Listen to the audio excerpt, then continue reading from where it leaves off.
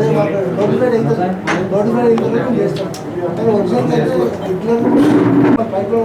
మొన్న వెళ్ళినప్పుడు చూసాను పైప్ లైన్ ఏం బాగాలేదు.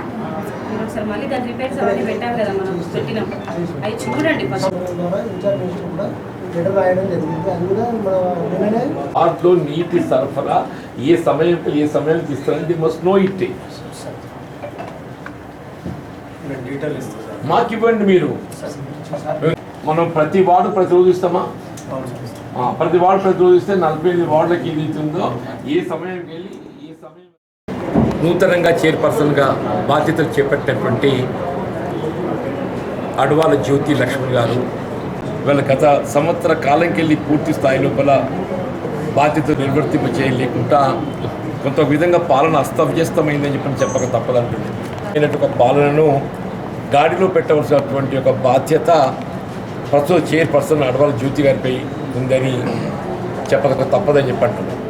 వీళ్ళు జ్యోతి విద్యావంతురాలు, ఇవాళ ఏదైతుందో పనిచేయాలంటే ఒక సంకల్పంతో ఆమెకు ఇవాళ ఏ అవకాశం అయితే కలిసి రావడం జరిగిందో చైర్పర్సన్గా ఆ బాధ్యతల నిర్వర్తనతో ముఖ్యంగా పట్టణాలలో మనకు కావాల్సిన సదుపాయాలు సౌకర్యాలు శానిటేషన్ నెంబర్ 1, అట్లాగే డ్రింకింగ్ వాటర్ నెంబర్ 2, నెంబర్ 3 వీధి దీపాలు. ఈ 3 సివిక్ ఎమ్యూనిటీస్ ఏదైతుందో పూర్తి స్థాయిలో కల్పింపు చేయబడిన విధంగా చూడవలసిన ఒక బాధ్యత మున్సిపల్ పాలక వర్గమే కానీ అధికార యంత్రాంగమే ఉంటుందని చెప్పండి. నేను ప్రత్యేకంగా మున్సిపల్ కమిషనర్ గారిని వారి సంబంధిత అధికారులు కోరేది ఏంటంటే ఏ పరిస్థితుల్లో కూడా రాబోయే వేసవి కాలం కాబట్టి జగిత్యాల పట్టణానికి ఒక ప్రత్యేకత ఉన్నది. వీళ్ళ గతంలో ఉమ్మడి రాష్ట్రంలో ఏ పట్టణంలో లేని విధంగా జగిత్యాల పట్టణంలో ప్రతిరోజు త్రాగునీటి సరఫరా కల్పింపు చేసినట్టుగా ఘనత జగిత్యాల మున్సిపాలిటీ. మీరు ఏ పరిస్థితుల్లో కూడా త్రాగునీటికి ఇబ్బంది సమస్య ఉత్పన్నం కాకుండా మేము గతంలోనైతే రోజుకు 2 గంటల నీటి సరఫరా చేయడం జరిగింది. మీరు కనీసం 1 గంట అయినా చెప్పండి. మీరు 45 నిమిషాలు అనేది ఏ పరిస్థితుల్లో సరిపోయి you try to increase the water supply timings యామ్టెలి. దాన్ని 1 గంట కన్నా, ఎందుకంటే రాబోయే వేసవి కాలం కాబట్టి నీటి వినియోగం పెరిగిపోతుంది. నీటి వినియోగ అవసరాలు ఎట్లా పెరుగుతాయో మనం నీటి సరఫరా కూడా మెరుగుపరచుకోవాలని చెప్పండి.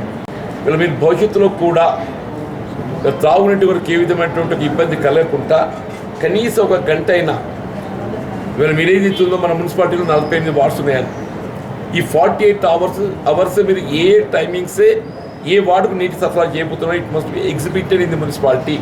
48 వార్డ్స్ ఏదైతుందో ఏ వార్డుకు ఏ సమయం లోపల నీటి సరఫరా చేయబోతున్నారు ఆ వేళలు వాటి ఏదైతుందో మీరు మున్సిపాలిటీలో ఎగ్జిబిట్ చేయండి.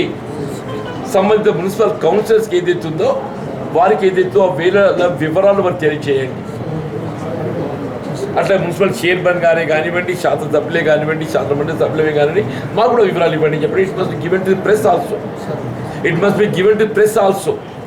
సో దట్ మీ రెస్పాన్సిబిలిటీ పెరిగి వస్తుంది. శానిటేషన్ సంబంధించి ఇప్పుడు విధులు మొత్తం ఎంతమంది శానిటేషన్ లేబర్ ఉన్నారు, వాళ్ళు నిర్వర్తిస్తున్న విధులు ఎవరు ఎక్కడెక్కడ నిర్వర్తిస్తున్నారు, వాళ్ళు ఎవరెవరు ఎక్కడ ఏ వాటర్ సేవలు అందిస్తున్నారు, వాళ్ళ టైమింగ్స్ ఏంటి. ఇట్ మస్ట్ బి ట్రాన్స్పరెంట్, పారదర్శకంగా ప్రజానీకరణ తెలియపరచుకో బాధ్యత మీపై ఉంటుందని చెప్పంటున్నాను. ఏ విధంగా డ్రింకింగ్ వాటర్ సరఫరా చేసే వేళలు ఏదైతుందో మీరు ప్రజలకు తెలియజేయవలసిన బాధ్యత మనపై ఉందని చెప్పి భావిస్తున్నాము. అట్లాగే శానిటేషన్ కూడా ఏదైతున్నదో ఏ ప్రాంతం ఏ వార్డ్ శానిటేషన్ లేబర్ ఏదైతుందో ఎవరు పనికుంటారు అక్కడ వాళ్ళ విధులు ఏంటి అంటే ట్రాక్టర్లు కానీ షిఫ్టింగ్ కానీ ఇదంతా ఉంటుంది కదా, అదంతా కూడా ఏదైతే ఎగ్జిబిట్ కావాలో పారదర్శకంగా ఉంటే అప్పుడు మాత్రం ఏదైతుందో మనకు అకౌంటబిలిటీ వస్తుంది, పారదర్శకత వస్తుంది చెప్పంటారు. ఇప్పుడు మీరు సిటిజన్ చార్ట్ ఉందా ఇక్కడ, సిటిజన్ చార్ట్ అంటే మీ కంప్లైంట్స్ ఏదైతుందో సమస్యలను ఏదైతుందో ఇక్కడ మున్సిపాలిటీ నమోదు చేయబడాలి. ఉందా సిటిజన్ చార్ట్? మరి ఇట్లా సిటిజన్ చార్ట్ లేకుంటే ఎట్లా? గతంలో earlier they used to be citizen chart. ఇక్కడ ఏదైతుందో మీరు అందించే సేవలు సిటిజన్ చార్ట్, అట్లే పబ్లిక్ గ్రీవెన్స్ చార్ట్ కూడా ఇంకొకటి, 2. ఒకటి సిటిజన్ చార్ట్ మనం అందించే సేవలు ఒకటి, అందులో ఏదైతే నేను పేర్కొనే వస్తాయి. రెండవది ఏదైతుందో గ్రీవెన్స్ చార్ట్, ఆ గ్రీవెన్స్ చార్ట్ కూడా మీరు అక్కడ ఓపెన్ చేసి పెట్టే రిజిస్టర్ వాళ్ళకి ప్రజాపాలనలో మీటర్ నమోదు చేసుకోకున్నప్పటికీ ఇప్పుడు ఏదైతుందో కొత్త మీరు దరఖాస్తు చేసుకునే అవకాశం ఉంది. ఆ అవకాశం కల్పించాలి మీరు. ఇది ఎందుకు చెప్తున్నానంటే జీరో బిల్లింగ్ అనేది ఏదైతుందో ఎవరికైతే 200 యూనిట్ల లోపు బిల్లు వస్తున్నదో ఒకసారి 200 యూనిట్ల లోపు బిల్లు వచ్చి రేషన్ కార్డు కలిగి ఉంటున్నట్టు below poverty line they are entitled for free power supply. They need not pay. దయచేసి మా పాత్రికేయ సోదరులతో విజ్ఞప్తి చేస్తున్నాను, ఎవరెవరికైతే 200 యూనిట్ల లోపు విద్యుత్ సరఫరా చేయబడ్డట్టు బిల్లు వస్తుందో వారి జీరో బిల్లింగ్ కవరేజ్ రాకున్నప్పటికీ, గతంలో ప్రజాపాలనలో దరఖాస్తు నమోదు చేసుకోకున్నప్పటికీ ఇప్పుడు స్థానిక సంస్థ కార్యాలయాలలో అటు మండల ప్రజాపరిషత్ ఇటు మున్సిపాలిటీలో కానీ వారు ఏదైతుందో నమోదు చేసుకునే అవకాశం ఉన్నది. లిఖితపూర్వకంగా మనం ఇచ్చేదైతుందో మనం రిజిస్టర్లో పేరు నమోదు చేసుకోవచ్చు. They need not pay. Commissioner గారు కూడా సూచన చేస్తున్నాను నేను, ఇవాళ ఏదైతే మీరు ఈ సర్వీస్ సెంటర్స్ అయితే ప్రొవైడ్ చేస్తున్నారు కదా, జగిత్యాల పట్టణం మున్సిపాలిటీ పెద్దది కాబట్టి మీరు జగిత్యాల మున్సిపల్ కేంద్రంలో నిర్మింపజేయబడేటువంటి ఈ సేవా కేంద్రాలను కొనసాగిస్తూ మీరు అక్కడ మెప్మా సెంటరే కానీ, టౌన్ హాల్ ఎదురుగానే కానీ, గాంధీనగర్ సెంటరే కానీ, టిఆర్ నగరే కానీ ఇటువంటి ప్రాంతాలలో కూడా ఒక్కొక్క సెంటర్ ఏర్పాటు చేయండి అని చెప్పి అంటున్నా. మీరు ఎన్నికల కమిషన్ నిబంధనలు ఏవి కూడా ఆన్గోయింగ్ ప్రాజెక్ట్స్కు అడ్డు రావు. ఎన్నికల కమిషన్ నిబంధనలు ఏవి కూడా ఆన్గోయింగ్ ప్రాజెక్ట్స్కు అడ్డు రావు, ఆటంకం కాదు. మీరు ఎన్నికల కమిషన్ అనేటువంటి నిబంధనలతోని నెపంతోని మీ సేవలను నిలుపుదల చేసినట్టు మీరు బాధ్యత చెప్పండి. ఏదైతుందో మరి దాని అమలు కోసం ఏదైతే మీరు చర్యలు చేపట్టాలని సూచన చేస్తున్నాను.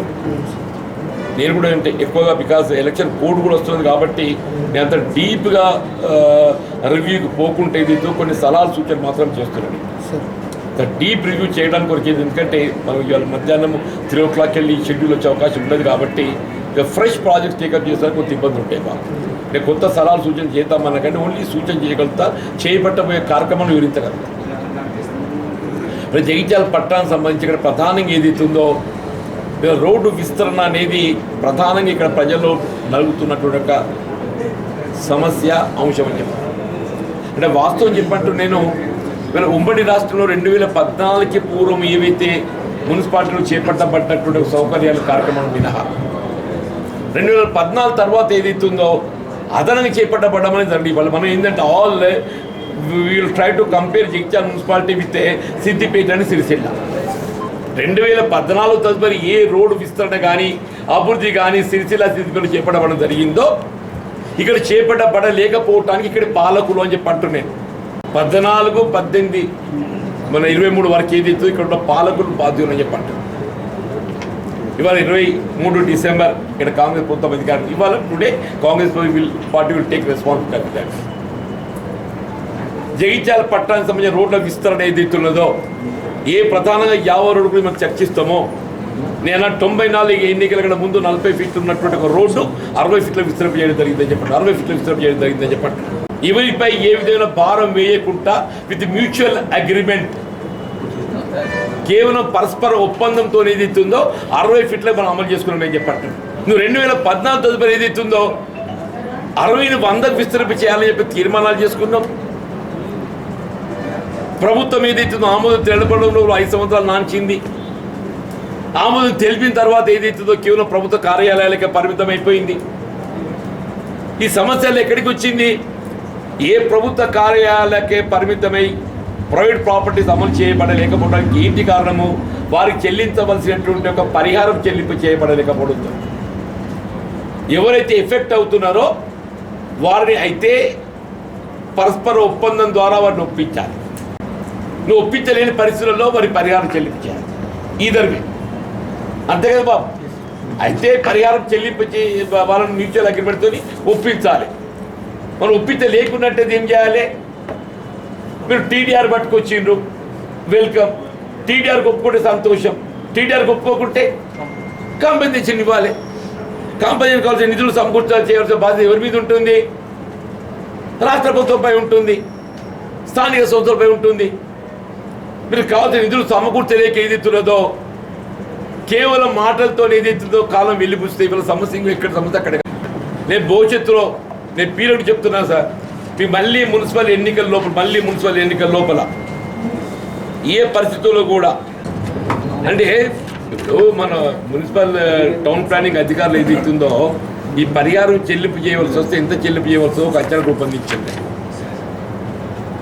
వాళ్ళు రూపొందించిన అంచనాకు అనుగుణంగా ఏదైతే it is almost coming to 50 crores. నేను under the impression of 100 crores. నేను 100 కోట్లు అయినా కానీ జగిత్యాల పట్టణం 50 రోడ్డు విస్తరణకు సంబంధించి రోడ్డు విస్తరణలో భాగంగా పరస్పర ఆమోదము మ్యూచువల్ అగ్రిమెంట్కి ఏదైతే ఒప్పందం కుదరని పక్షంలో టీడీఆర్ కూడా సిద్ధం కాని పక్షంలో పరిహారం చెల్లింపు చేయవలసిన సమస్య అంటే పరిస్థితి ఉత్పన్నమైనా కానీ 50 కాదు 100 కోట్లైనా కానీ చెప్పంటే 100 కోట్లైనా 6 మాసాల్లో తీసుకొచ్చి 50 రోడ్డుని ఏదైతుందో 100 ఫీట్లకు విస్తరింప చేయడం ఏదైతే నా బాధ్యత అని చెప్పండి. Another 1 year as MLC I will remain another 1 year as MLC. ఇంకో సంవత్సర కాలం ఎమ్మెల్సీగా ఉండబోతాను నేను. ఈ సంవత్సర కాలంలో అదృష్టం కొద్ది రాష్ట్రంలో కాంగ్రెస్ ప్రభుత్వం అధికారానికి వచ్చింది కాబట్టి నేను తప్పకుండా గౌరవ ముఖ్యమంత్రి రేవంత్ రెడ్డి గారి దృష్టికి తీసుకెళ్ళి ఈ 50 రోడ్డు విస్తరణకు కావాల్సిన నిధులు ఏ 100 కోట్లు భావిస్తున్నామో ఆ 100 కోట్లు విడుదల చేపించి దీన్ని 6 మాసాల అమలుకు చర్యలు చేపడతాను. నేను మున్సిపల్ ఎన్నికల్లో రోడ్డు విస్తరణ చేపడతాను చెప్పండి. పట్టణంలో కల్పింప చేయవలసినటువంటి ఒక సదుపాయాలు ముఖ్యంగా సంక్షేమ కార్యక్రమాలని చెప్పంటున్నా. ఇవాళ 0 బిల్డింగ్ విద్యుత్ ఉచిత విద్యుత్ సరఫరా సంబంధించి పేర్కొనగా this will continue this ongoing program. వీళ్ళు ఎవరు కూడా ఏ విధంగా ఆందోళనకు గురి కావాల్సిన అవసరం లేదు.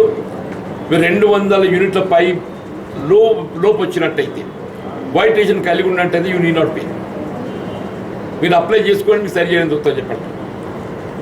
అట్లాగే గ్యాస్ సిలిండర్ సంబంధించే కానీ హౌసింగ్ ప్రోగ్రామ్ కూడా కొత్తగా వచ్చింది. ఇప్పుడు ఇక్కడ అమలు చేస్తున్నటువంటి ఒక గత 2008-9 మధ్యకాలంలో అమలు చేతల్లో పెట్టినటువంటి ఒక ఇండివిజువల్ హౌసెస్ ప్రతి ఒక్క లబ్ధిదారుడికి 90 చదరపు మీటర్లతో ఏదైతుందో స్థలం కేటాయింపు చేసి ఇండ్లు మంజూరు చేయడం అవన్నీ కూడా ఏదైతే పూర్తి చేయడం. దాదాపు 1650 ఇండ్లు ఉన్నాయి. అవి అసంపూర్తిగా ఆ 1650 ఇండ్లు పూర్తి చేసి వాటిని వినియోగంలోకి తేవటం. ఈ డబుల్ బెడ్రూమ్ ఇండ్లు కూడా 4000, 4500 మీరు పట్టాలు మాత్రం పంచిండ్రు. ఆ మౌలిక సదుపాయాలు కూడా త్రాగునీటి సరఫరాతో పాటుగా శానిటేషన్ కానీ ఎలక్ట్రిసిటీ కానీ కల్పింపజేసి 2 మాసాల లోపల ఏదైతే అవి మీకు వినియోగదారులకు అప్పగింపజేయడంతో చెప్పండి. అത്ര ఏ సదుపాయం ఉన్నా కానీ నేను కమిషనర్ గారిని వారి యొక్క సంబంధిత స్టాఫ్ను కోరేది దయచేసి ఇవాళ, ఎందుకంటే ఎలక్షన్ కోడ్ వస్తుంది కాబట్టి మీ బాధ్యతలు రెట్టింపు అయిపోతాయి. మేము గతంలో ఎట్లయితే ఆన్ అండ్ ఆఫ్ మా సలహాలు సూచనలు మా విజ్ఞతలు చేయడం జరుగుతుండేనో కొంత మాకు మా ఇంటర్వ్యూ తగ్గిపోతుంది. మీరు ఏదైతుందో ఆ విధమైనటువంటి సమస్య ఉత్పన్నం కాకుండా మేము పేర్కొన్నట్టు ఏదైతుందో ఈ సిటిజన్ చార్ట్ కూడా క్రిమినల్ చార్ట్ కూడా మీరు ఓపెన్ చేసి ఈ సంబంధిత సమస్య పరిశీలన ఎప్పటికప్పుడు తక్షణమే స్పందింపజేయబడే విధంగా కార్యక్రమాలు చేపట్టాలని చెప్పంటున్నా. చైర్పర్సన్గా మరి ఉత్సాహవంతురాలు విద్యావంతురాలకు వచ్చింది కాబట్టి ఆమె కూడా మీరు పూర్తిస్థాయిలో సహకరించాలి. లేదా కొత్త అమ్మాయి వచ్చింది అని చెప్పి అనుకుంటున్నా అంటే అమ్మాయి కొత్తదేం కాదని ఆయన కౌన్సిలర్గా అనుభవం ఉన్నది, చైర్మన్ కూడా అనుభవం సంపాదించుకుంటూ చెప్పంటున్నాను. ఏదైనా అయితే మరి మీరే బాధ్యులవుతారు. దయచేసి నేనంటే ఇవాళ చైర్మన్ గారిని అభినందిద్దామని చెప్పారు. వచ్చాను ప్రత్యేకంగా లాస్ట్ 2-3 డేస్కి అనుకుంటున్నాను. నేను కొత్తగా ఎంపికైన చైర్పర్సన్ కాబట్టి అమ్మాయిని అభినందించి అమ్మాయికి ఏదైతుందో కొంత అనుభవం ఏ విధంగా పాలన కొనసాగాలి, మనకు ఉండే ఒక బాధ్యతలు ఏ విధంగా ఉంటాయి, ఆ బాధ్యత నిర్వహణ మనం ఏ విధంగా చేపట్టాలో సలహా సూచన చేద్దామని చెప్పని ఈరోజు రావడం జరిగింది. నేను సంబంధిత మున్సిపల్ శాఖ అధికారులు కూడా పూర్తి స్థాయిలో సమన్వయంతో వీళ్ళ పాలక మండలి పాలన అధికారులు సమన్వయంతో పనిచేయాలి. బాబు పాలక మండలి పాలన అధికారులు అంటే మీరు municipal commissioner and your subordinate staff. పాలక మండలి అంటే చైర్మన్ అంటే ఆమె కౌన్సిల్ సమన్వయంతో పనిచేసి ఈ సమస్యలన్నీ పరిష్కారం కనుక చూడండి చెప్పని కోరుతున్నాను.